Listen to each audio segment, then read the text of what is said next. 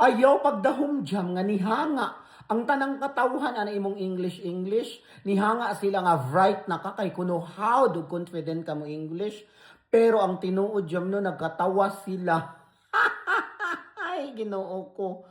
Wala man gud joy makita sa imong action jam. Unsaon pagtuo sa katawhan nga bright ka.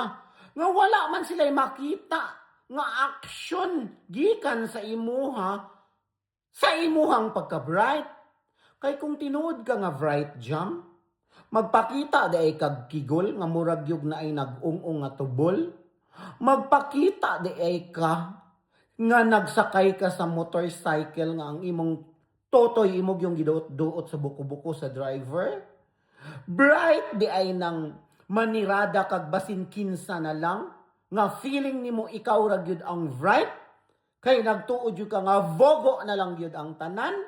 Dili jam kay action speaks louder than words baya. So daghan kag foul nga action nimo nga mag-describe sa imong personality nga wala kay Ryan, wala kay intelligent.